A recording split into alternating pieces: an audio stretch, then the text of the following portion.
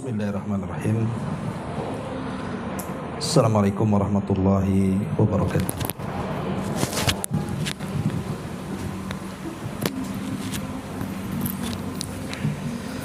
Alhamdulillah wassalatu wassalamu ala Rasulillah wa ala alihi wa sahbihi wa mawalah wa la hawla wa la quwata illa billahi wa ba'du. Alhamdulillah, di sore ini kembali kita duduk di majelis ilmu dan kita masuk pada bab ke-31, bicara tentang wali-wali Allah dan wali-wali syaitan. Kemudian pengarang menyebutkan firman Allah Subhanahu wa taala, ala inna awliya Allahi la khawfun alaihim wa la hum yahzanun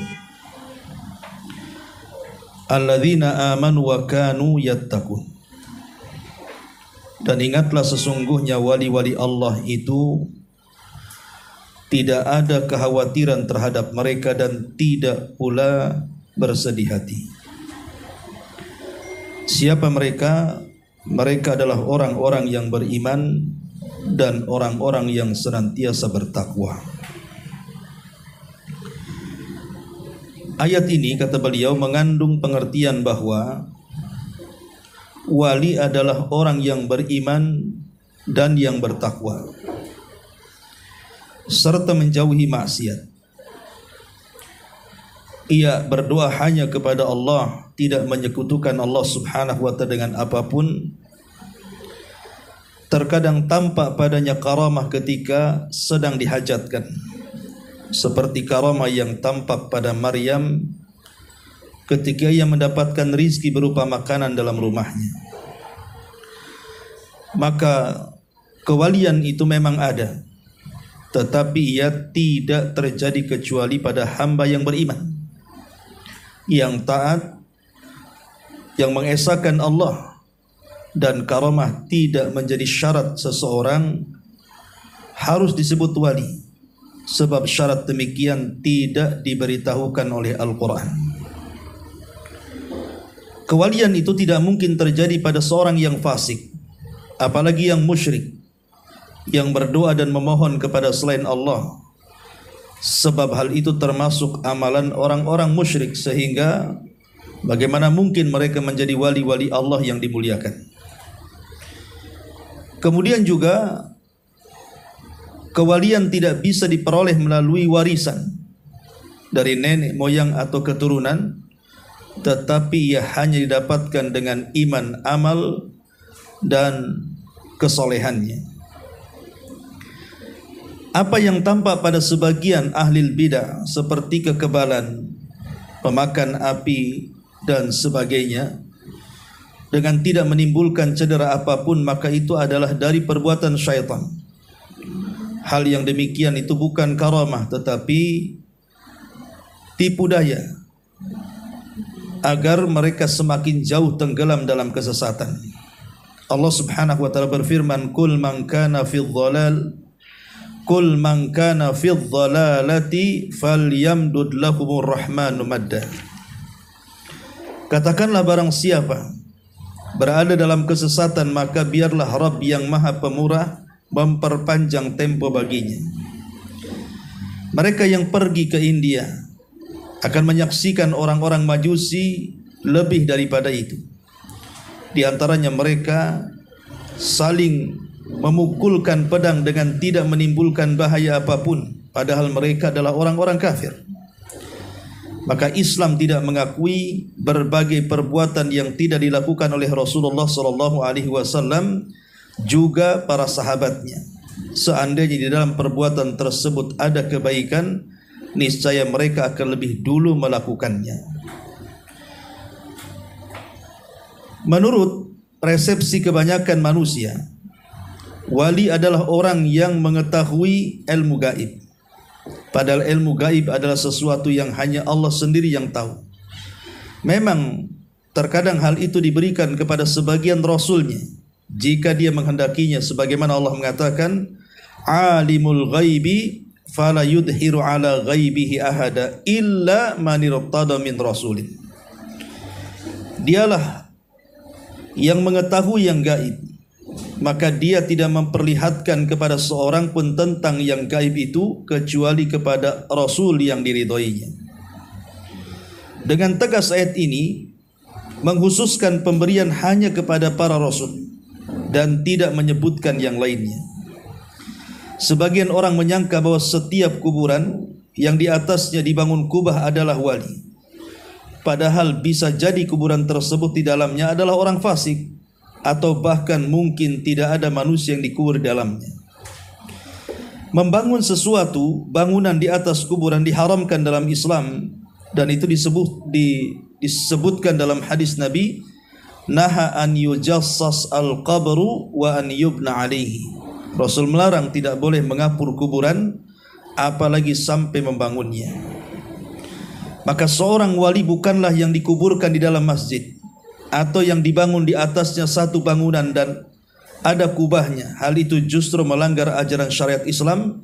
Demikian pula mimpi berjumpa dengan mayat tidak merupakan dalil secara syar'i atas kewalian, bahkan bisa jadi ia adalah bunga tidur yang berasal dari syaitan. Taib. Ma'asyiral muslimat yang dimuliakan Allah Subhanahu wa taala. Bicara tentang wali-wali Allah Subhanahu wa taala, kita tahu bahwa di masyarakat ada salah paham pengertian soal wali.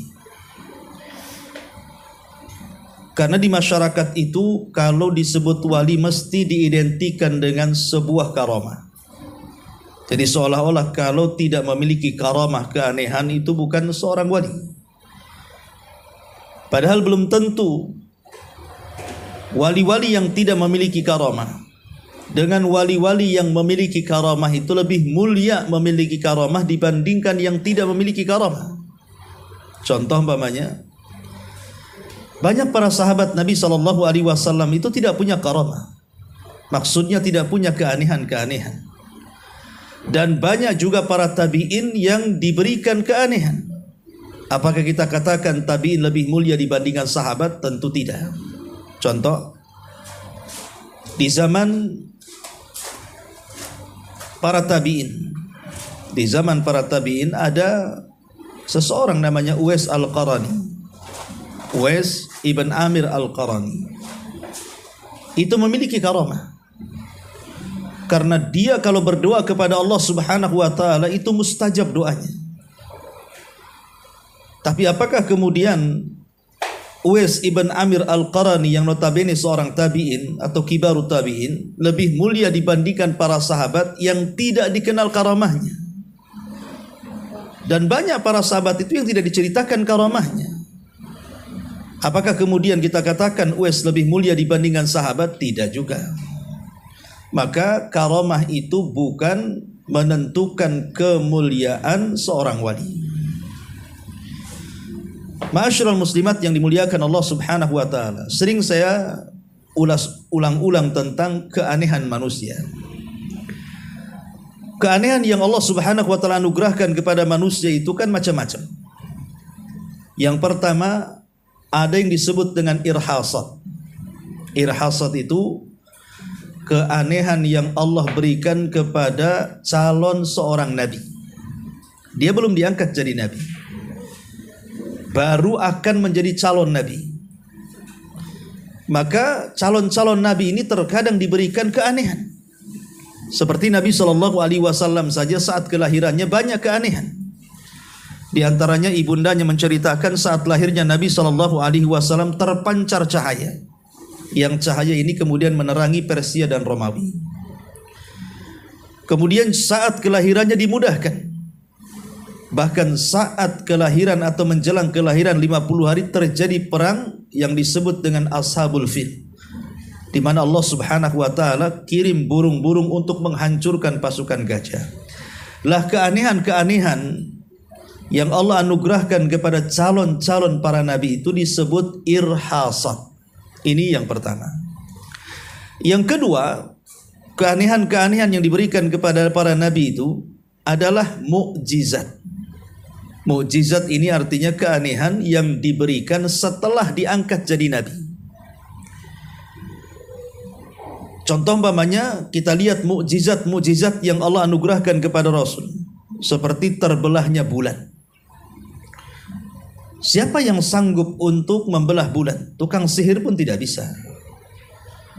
Atau seperti membelah lautan yang dilakukan Nabi Musa. Atau seperti mengeluarkan unta dari batu seperti yang diminta oleh Nabi Saleh. Jadi mukjizat-mukjizat itu tidak bisa dilakukan kecuali seorang nabi. Ini mukjizat namanya. Ini yang kedua. Kemudian yang ketiga, ini disebut karamah. Setelah karamah ini diberikan kepada wali-wali Allah Subhanahu wa taala. Contohnya umpamanya seperti yang dikatakan mu'alif di sini, ketika Maryam, beliau senantiasa dihadirkan makanan dalam mihrabnya, padahal tidak ada yang ngirim. Jadi waktunya makan sudah ada makanan. Dan anehnya buah-buahan yang tersedia di kamar Maryam itu adalah buah-buahan yang di musim dingin tidak ada, jadi ada. Di musim panas tidak ada, jadi ada pula. Makanya Zakaria ketika melihat makanan itu aneh, kok bisa makanan atau buah-buahan musim dingin ada di musim panas, buah-buahan musim panas ada pula di musim dingin.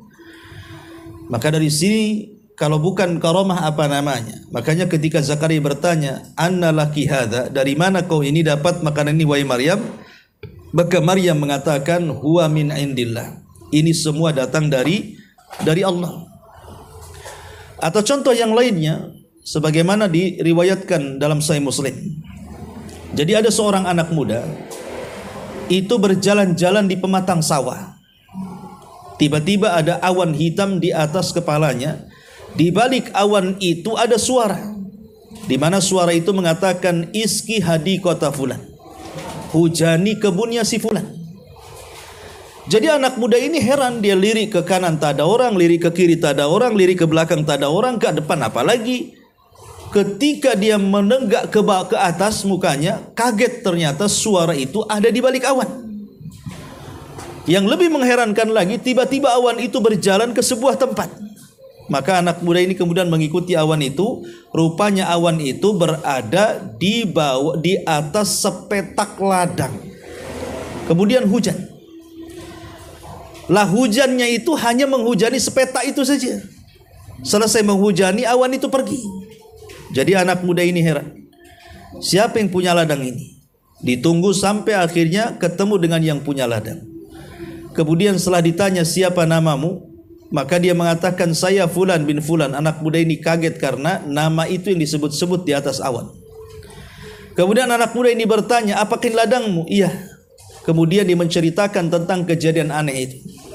Kemudian dia mengatakan, "Ya Fulan, apa yang kau lakukan dengan ladangmu?" Maka pemilik ladang mengatakan, "Demi Allah, aku tidak melakukan apapun kecuali apabila ladangku panen, maka sepertiganya ku sedekahkan, sepertiganya untuk keluarga dan anak-anak, dan sepertiganya dikembalikan ke ladang." Hakikatnya orang ini sudah menyedekahkan semua hartanya. Karena ketika sepertiga disedekahkan kepada fuqara wal masakin, kemudian sepertiganya disedekahkan kepada keluarga, keluarga juga sedekah. Dan seafdal-afdal sedekah adalah sedekah kepada keluarga. Adapun yang sepertiga kemudian diletakkan kembali di tanah itu, maksudnya untuk menjaga sedekahnya. Jadi intinya hartanya disedekahkan semuanya. Dari situ kemudian anak muda ini mengatakan, jangan-jangan karena amalanmu sedekah itulah Allah Subhanahu wa taala hujani khusus kebunmu. Lah ulama ketika memberikan syarahan kepada kisah ini, mereka mengatakan inilah alamat dari alamatu auliyaillah. Alamat dari alamat wali-wali Allah. Ini contoh karamah wali-wali Allah. Ya, Allah Subhanahu wa taala berikan keajaiban ya seperti itu. Atau contoh yang lainnya, ketika di zaman dulu ada orang yang bertransaksi utang piutang, tetapi yang menghutang ini tidak punya jaminan. Maka orang yang memberi hutang tentu bertanya dulu, engkau mau berhutang, kira-kira jaminannya apa? Dia mengatakan tidak punya jaminan kecuali Allah.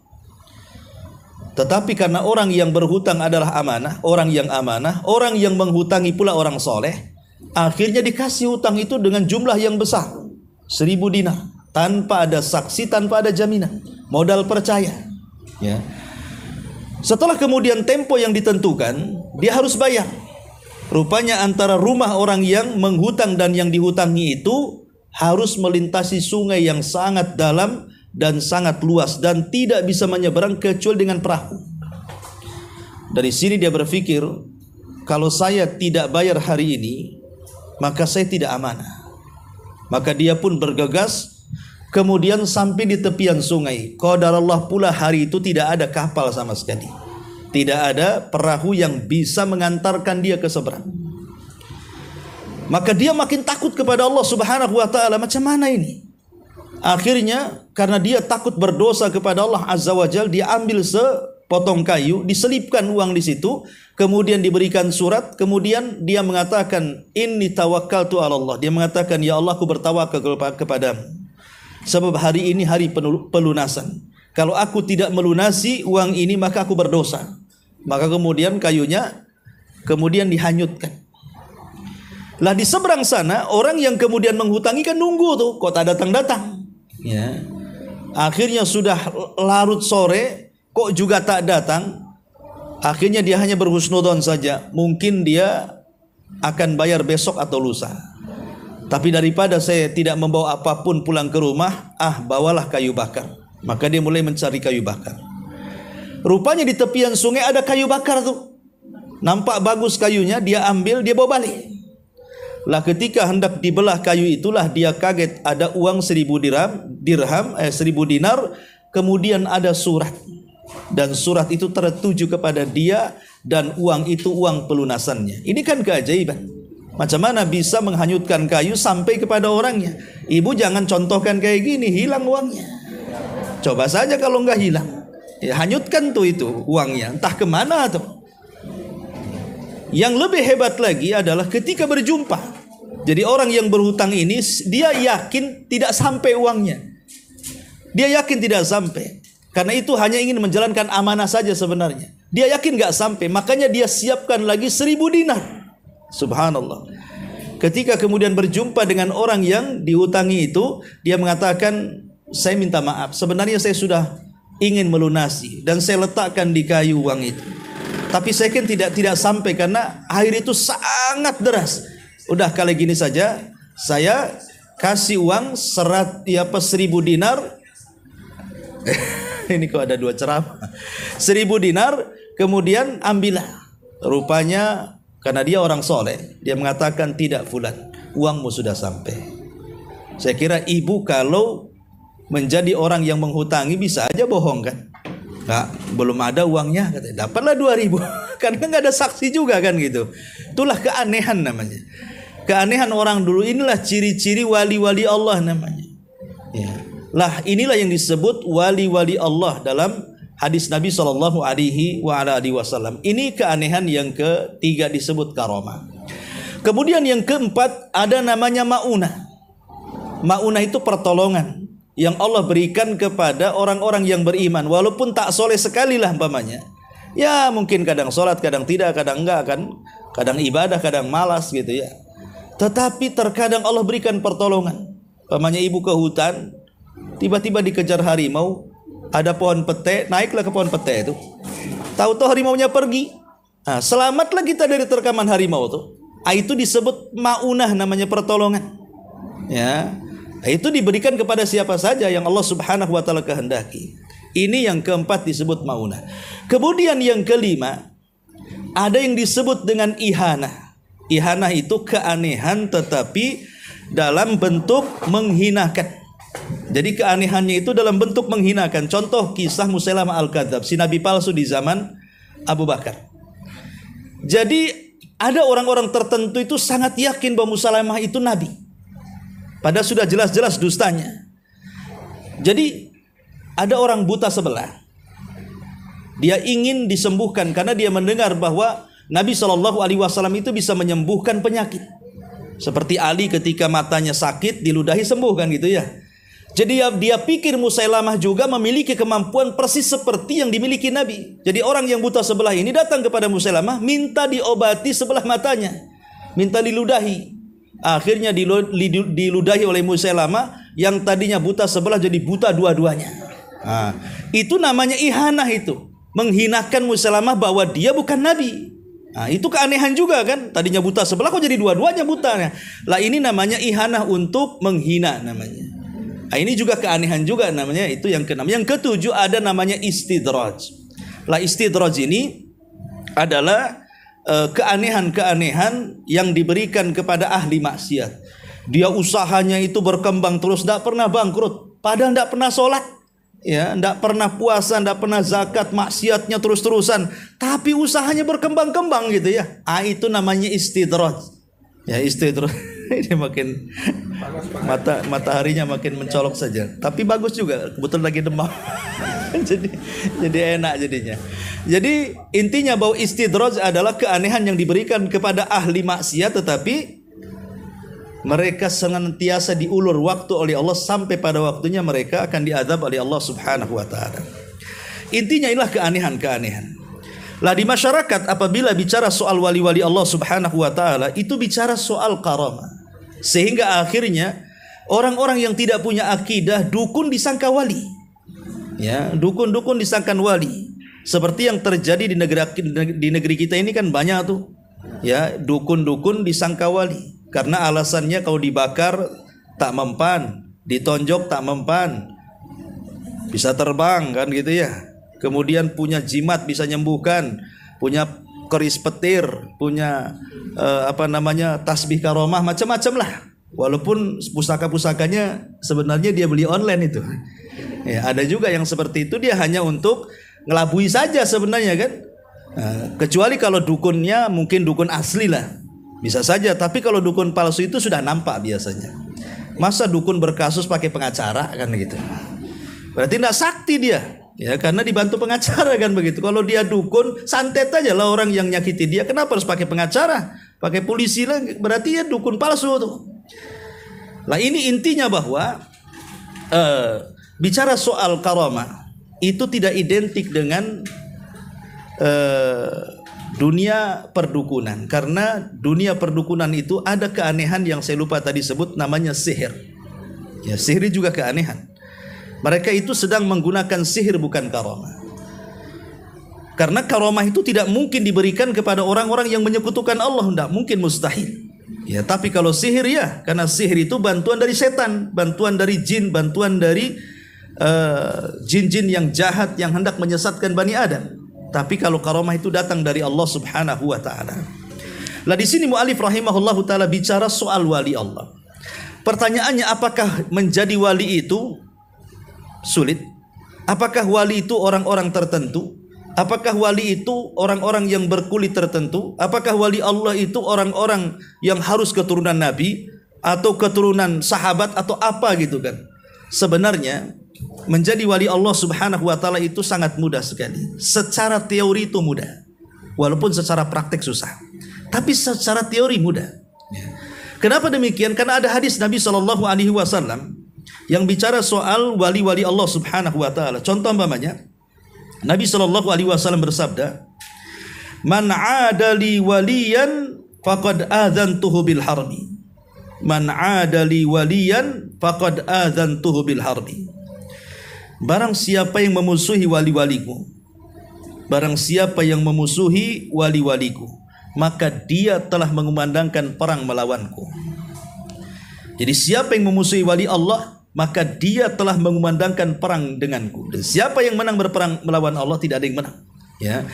Kemudian kata Nabi SAW, "Wa ma taqarraba ilayya 'abdi bimisli ada'i mafturidtu alaihi."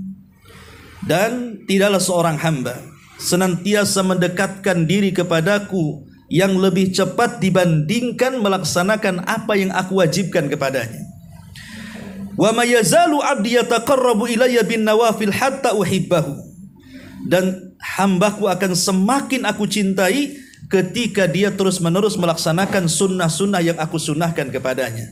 Berarti dari hadis ini, secara teori ya, menjadi wali Allah itu cuma 2 syaratnya. Pertama, lakukan kewajiban. Yang kedua, tambah dengan yang sunnah. Jadi kalau ingin menjadi wali-wali Allah, lakukan kewajiban. Ketika Allah memerintahkan solat 5 waktu, jaga solat 5 waktu. Ketika Allah subhanahu wa ta'ala perintahkan puasa Ramadan, jaga puasa Ramadan. Ketika Allah perintahkan untuk zakat dan haji, segera laksanakan zakat bagi yang sudah sampai haul dan nisab, dan bagi orang yang mampu segera haji. Ini syarat yang pertama. Kemudian syarat yang kedua, lanjut dengan yang sunnah. Dalam solat itu ada solat sunnah, ada rawatibnya, ada duhanya, ada witirnya, ada tahajudnya, ada solat sunnah wudunya, dan solat-solat sunnah yang lainnya. Di dalam puasa ada sunnahnya, ada Senin Kemisnya, ada Yamul Bidnya, ada Dawudnya, dan banyak macam-macam juga puasa mutlaknya, dan begitu seterusnya. Dalam zakat juga ada sedekah, sedekah sunnah. Ya, kemudian juga banyak dalam ibadah haji dan umrah juga ada yang sunnah-sunnahnya. Jadi lakukan yang sunnah-sunnah itu. Sebab kalau seandainya kita bisa melaksanakan yang wajib ditambah yang sunnah, apa yang terjadi? Maka jadilah dia wali Allah. Dari mana kita tahu jadi wali Allah? Hadis setelahnya. Nabi SAW mengatakan, fa idza ahbabtuhu kuntu sam'ahu alladhi yasma'u bihi wa basarahu alladhi yubsiru bihi wa yadahu allati yabtishu biha wa rijlahu allati yamshi biha. Kemudian kata Nabi SAW, apabila aku sudah mencintainya, sudah sayang dengan orangnya, maka aku akan menjadi pendengarannya, menjadi penglihatannya, menjadi tangannya, menjadi kakinya. Dan apabila dia meminta sesuatu kepadaku, aku akan beri. Dan apabila dia berlindung kepadaku, aku akan senantiasa lindungi.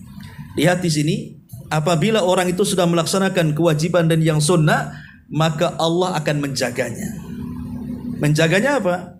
Menjaga matanya tidak memandang kecuali yang halal, menjaga telinganya tidak mendengar kecuali yang dibolehkan, menjaga kakinya tidak melangkah kecuali yang baik, tangannya juga tidak bergerak kecuali yang ada pahalanya, dan begitu seterusnya. Allah jaga. Kenapa? Karena sudah jadi wali Allah. Maka karena dia sudah menjadi wali Allah, makanya Allah subhanahu wa ta'ala jaga. Jadi secara teori menjadi wali Allah itu mudah. Laksanakan yang wajib, tambah yang sunnah. Tetapi secara praktek itu yang sulit, ya, karena banyak kemudian orang yang mereka meninggalkan yang wajib. Datang waktu zakat tak zakat, datang waktu Ramadan tak puasa, kan itu ya. Datang waktu sholat tiba waktu, kadang sholat kadang tidak. Apalagi yang sunnah-sunnahnya. Jadi secara teori mudah, tetapi secara praktek itu wali Allah sangat sulit. Makanya ada 3 manusia, jangan berbuat zalim kepada mereka. Salah satunya adalah jangan menzalimi wali-wali Allah. Pamannya di masyarakat itu ada nampak orang soleh. Pamannya kita punya tetangga rajin sholat, rajin puasa gitu ya, kemudian rajin sedekah. Nampaklah di mata kita dia orang soleh. Jangan sakiti. Karena menyakiti dia itu sama dengan mengajak perang melawan Allah subhanahu wa ta'ala. Karena bisa saja dia wali Allah subhanahu wa ta'ala dengan kesolehannya, ya.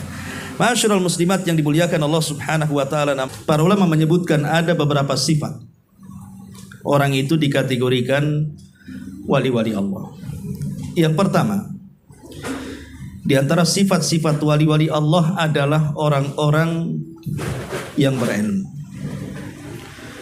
Karena wali-wali Allah itu adalah orang-orang yang takut kepada Allah. Lihat ayat Al-Quran tadi. Allah subhanahu wa ta'ala mengatakan di sini, ala inna awliya Allah la khaufun alaihim walahum yahzanun. Ingatlah wali-wali Allah itu adalah orang-orang yang tidak punya rasa takut. Menunjukkan bahwa wali-wali Allah itu pemberani. Karena Allah yang mengatakan la khaufun alaihim, mereka tidak punya rasa takut, mereka pemberani. Kenapa pemberani? Karena wali-wali Allah itu tidak takut kecuali kepada Allah. Makanya wali-wali Allah itu tidak perlu pakai senjata, tidak perlu pakai jimat. Wali-wali Allah itu tidak berhajat dengan tangkal-tangkal, tidak berhajat dengan jampi-jampi, tidak berhajat dengan pertolongan-pertolongan dan begitu seterusnya. Karena dia menyandarkan diri kepada zat yang paling kuat, itulah Allah subhanahu wa ta'ala. La khaufun, mereka tidak punya rasa takut kecuali kepada Allah. Makanya macam mana kemudian dukun-dukun yang kemudian sok-sok punya karomah dikatakan wali. Mereka para dukun itu penakut. Buktinya mereka pakai jimat, mereka pakai tangkal, mereka pakai mantra-mantra. Wali-wali Allah itu udah berhajat dengan itu. Dia cukup menyandarkan diri kepada Allah Subhanahu wa taala. Itulah kekuatan wali Allah. Makanya Allah mengatakan la khaufun wa lahum yahzanun, dan mereka tidak sedih. Ya, beda dengan para dukun.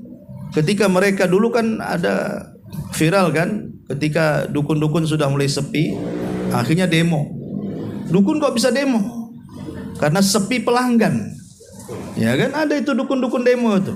Berarti mereka itu ada kesedihan dalam hatinya karena takut tak laku, takut tak makan. Walaupun secara logika, ingat dulu waktu masih demam-demamnya batu ake itu. Semua orang jual batu ake. Saya pernah beli nasi padang di daerah mana tuh, daerah Nagoya kalau nggak salah. Rupanya di samping nasi padang itu ada orang jual batu ake. Karena zaman batu ake itu di mana-mana, zaman orang jual batu ake. Dan pandai membual pula orang batu ake itu. Dia mengatakan nih kalau untuk yang penglaris ini yang ini batu ake nih. Ini kalau yang untuk untuk kesuksesan yang ini. Macam mana dia bisa mengatakan ini penglaris, ini pensukses dan begitu seras? Dia sendiri nggak laris. Lah ini kan gak masuk di akal sebenarnya. Kalau memang jimat itu penglaris, berarti dia kan jual batu ake penglaris banyak sekali. Kenapa tak laris-laris? Masih banyak batu akenya di situ. Harusnya kan sudah habis tuh, ya. Sudah tinggal etalasenya saja, karena dia punya jimatnya di situ. Jimat penglarisnya saja tidak laris. Lah ini kan sebenarnya mereka hendak berdusta saja. Berdusta. Jadi intinya mereka bukan wali Allah, karena wali Allah itu tidak akan sedih. Tidak akan sedih mereka. Karena mereka tawakal dengan Allah Subhanahu wa taala. Mereka tidak akan berpikir besok makan apa, karena mereka yakin rizkinya sudah ditentukan oleh Allah. Makanya di sini bahwa wali-wali Allah itu mereka tidak memiliki rasa takut kecuali kepada Allah, dan tidak ada orang yang memiliki rasa takut kecuali kepada Allah kecuali orang-orang yang berilmu. Orang-orang yang punya pengetahuan agama. Karena Allah yang mengatakan innama yahsyallah min ibadihil ulama. Jadi hanya orang-orang yang takut kepada Allah, mereka lah orang-orang yang memiliki pengetahuan agama. Sebab orang yang memiliki pengetahuan agama tahu apa yang ditakutkan. Orang yang jahil tentang agama tidak tahu apa yang ditakutkan, makanya mereka tidak takut. Makanya di antara sifat-sifat wali Allah adalah mereka orang-orang yang senantiasa bergelut dengan ilmu. Ya, mereka para ulama. Mereka adalah pakar-pakar Quran, pakar-pakar hadis, pakar-pakar fikih. Yang diajarkan pun itulah wali Allah. Karena ada orang-orang yang mengaku-ngaku wali Allah itu bukan punya pesantren, pendepokan. Ya kan? Yang diajarkan bukannya fikih, bukannya akidah, bukannya ilmu-ilmu agama. Yang diajarkan itu kebal bacok, kebal bakar, kebal-kebal, semua kebal, ya kan? Ini pendepokan apa ini? Yang mungkin wali tapi bukan wali Allah, wali setan itu namanya. Ya. Karena Imam Syafi'i yang sendiri mengatakan, idza ra'aitar rajula, kata Imam Syafi'i, kalau engkau melihat seseorang yatiru fil hawa, bisa terbang di langit, wa yamsi fil ma, bisa berjalan di sungai, kata Imam Syafi'i, lihat amalannya. Kalau amalannya sesuai dengan Al-Quran dan Sunnah, maka dia wali Allah. Kalau amalannya tidak sesuai dengan Al-Quran dan Sunnah, maka dia wali setan. Nah, lihat kata Imam Syafi'i, maka kalau ada keanehan-keanehan yang tampak dari seseorang itu, lihat karakter orang itu. Apakah dia memang orang yang taat, ataukah dia orang yang tidak taat? Di negeri kita aneh, orang yang telanjang disebut wali Allah. Orang yang tampak orang gila disebut wali Allah. Gimana coba? Kan ada orang yang tidak pakai baju kemana-mana, rokoknya balbul-balbul nggak jelas kan itu ya. Ya, entah sholat entah tidak, kita tidak tahu juga. Dibilang wali apa itu? Wali jadab itu apa istilahnya? Ya, gimana? Itu bukan wali Allah. Wali Allah itu yang menutup aurat. Karena wali-wali Allah itu mereka memang melaksanakan syariat. Mereka akan tutup auratnya, mereka melaksanakan yang wajibnya, mereka melaksanakan yang sunnahnya, mereka senang dengan ibadah. Bukan seperti itu. Tapi karena memang doktrin masyarakat kita ini sudah terlampau menyesatkan, sehingga serampangan semua dibilang wali Allah. Sampai saya pernah berdakwah di sebuah pulau itu, ada orang pulau cerita, di sini Ustaz ada orang yang dianggap wali. Kenapa? Karena dia bisa berzikir sambil mabok katanya. La ilaha illallah. Jadi dia kemana-mana bawa tasbih, Jadi walaupun dia sambil mabok tuh, dia bisa berzikir subhanallah subhanallah, tapi mabok juga dia. Kok bisa dia menggabungkan zikir dengan mabok? Kalau bukan wali Allah apalagi? Saya katakan wali setan itu. Gimana coba? Kok wali kayak gitu? Jadi yang pertama di antara sifat wali Allah adalah yang takut kepada Allah, dan mereka orang-orang yang berilmu. Kemudian yang kedua, az-zuhdu fil haya. Wali-wali Allah adalah orang-orang yang senantiasa zuhud dalam kehidupan dunia. Mereka hanya mementingkan akhirat, tapi tidak melupakan dunia. Jadi dunia yang dicarinya itu hanya untuk akhiratnya. Makanya Sufyan Ats-Tsauri rahimahullahu ta'ala ketika ditanya apa itu zuhud, maka dia mengatakan zuhud itu engkau meletakkan dunia di tanganmu, bukan meletakkan dunia di hatimu. Sebab kalau dunia diletakkan di hati, hilang dunia, sedihnya sampai kiamat ya. Tapi kalau seandainya dunia diletakkan di tangan, maka dunia hanya sebatas sampai tangan. Kalaupun hilang maka berpindah tangan. Hati tidak akan terpengaruh dengan dunia. Maka wali-wali Allah mereka orang-orang yang senantiasa zuhud terhadap akhirat. Kemudian yang ketiga, wali-wali Allah adalah al-iktsar minan nawafil. Orang-orang yang banyak melakukan sesuatu yang disunnahkan. Tadi sudah saya jelaskan. Kemudian juga wali-wali Allah adalah at-tahalli bil akhlaqil hamidah. Mereka adalah orang-orang yang dihiasi dengan akhlak-akhlak yang terpuji. Jadi wali-wali Allah itu mereka tidak mabuk. Mereka sholat. Ini wali orang tidak sholat dikatakan wali. Cemana? Kalau kita katakan sewali-walinya wali itu siapa? Nabi kan? Kalau dikatakan paling walinya wali siapa? Nabi. Pertanyaannya, apakah Nabi meninggalkan sholat? Tidak. Bukan hanya yang wajib Rasul itu tidak meninggalkan, bahkan yang sunnah saja senantiasa mendawamkan. Cemana kemudian ada orang yang mengaku wali, dia tidak sholat padahal nabinya sholat. Berarti bukan wali Allah, boleh jadi wali setan ya. Kemudian juga dzaqu ta'mal iman. Wali-wali Allah adalah orang-orang yang merasakan manisnya iman. Apa manisnya iman? Nabi mengatakan thalathun man kunna fihi wajada bihinna halawatul iman. Ada 3 perkara apabila terdapat pada seseorang maka dia akan merasakan manisnya iman. Salah satunya an yuhibbal mar'u la yuhibbuhu illallah. Ketika dia tidak mencintai seseorang kecuali kecintaannya karena Allah Subhanahu wa taala. Mencintai karena Allah dan benci karena Allah. Berjumpa karena Allah, berkumpul karena Allah, berpisah pun karena Allah Subhanahu wa taala. Jadi kehidupannya hanya untuk Allah saja. Qul inna salati wa nusuki wa mahyaya wa mamati lillahi rabbil alamin. Dan yang terakhir, wali-wali Allah mereka adalah orang-orang yang senantiasa mentaati Allah dan Rasulnya. Pada setiap perintah dia laksanakan, pada setiap larangan dia tinggalkan, pada setiap yang diharamkan dia tinggalkan, pada setiap yang dihalalkan dia nikmati. Itulah semua di antara ciri-ciri wali-wali Allah Subhanahu wa taala. Wallahu alam. Ini di antara penjelasan para ulama tentang sifat-sifat wali Allah secara singkat.